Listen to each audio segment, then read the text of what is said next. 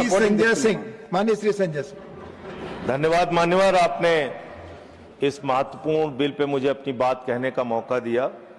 मान्यवर, जिस तरह से देश में अपराधों की संख्या बढ़ रही है, हत्या, लूट, बलात्कार, जमीनों पे कब्जा करने की घटनाएं बढ़ रही हैं, उसी प्रकार से जजों की भी संख्या बढ़नी चाहिए और कोर्ट्स की भी संख्या बढ़नी चाहिए, कोर्ट रूम की हालत भी सुधरनी चाहिए।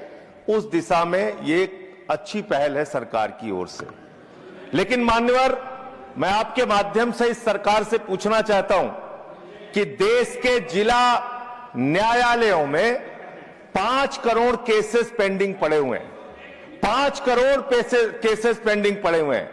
देश के हाई कोर्ट्स के अंदर 60 से 65 लाख केसेस पेंडिंग पड़े हुए हैं। सुप्रीम कोर्ट के अंदर 96,000 केसेस पेंडिंग पड़े हुए हैं। क्या उसके हिसाब से आपके पास जजेज की संख्या पर्याप्त है? क्या उसके हिसाब से आपके पास कोर्ट्स की संख्या पर्याप्त है? अगर हिंदुस्तान की बात हम लोग करें मान्यवर, तो हिंदुस्तान में 10 लाख की आबादी पर एक जज है।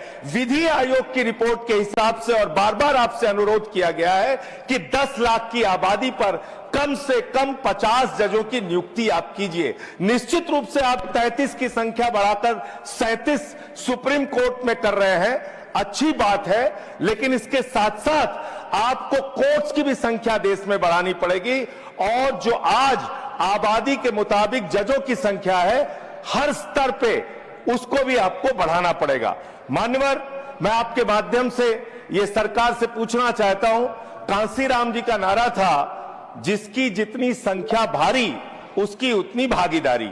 आज मैं बड़ी विनम्रता पूर्वक आपसे पूछना चाहता हूं, सुप्रीम कोर्ट के जजेस में कितने पिछड़े समाज से हैं, कितने दलित समाज से हैं, कितने आदिवासी समाज से हैं, कितने समाज के वंचित तबके से आते हैं?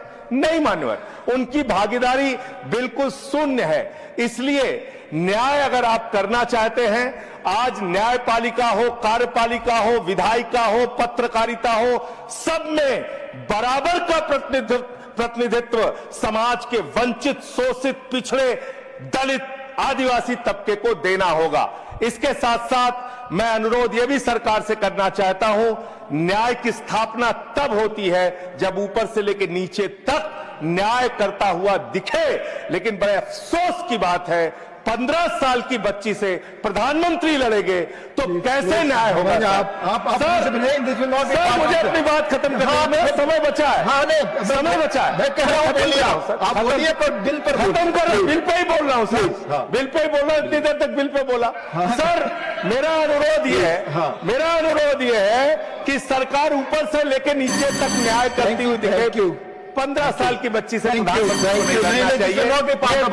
ही दुर्भाग्यपूर्ण है। 15 साल की बच्ची को 15 साल की बच्ची को कैसे? धन्यवाद रिकॉर्ड। माननीय सदस्यगण, आपको मालूम है, प्लीज बोल। संजय सिंह जी पहली बार किसी गवर्नमेंट माननीय श्री संजय सिंह, माननीय श्री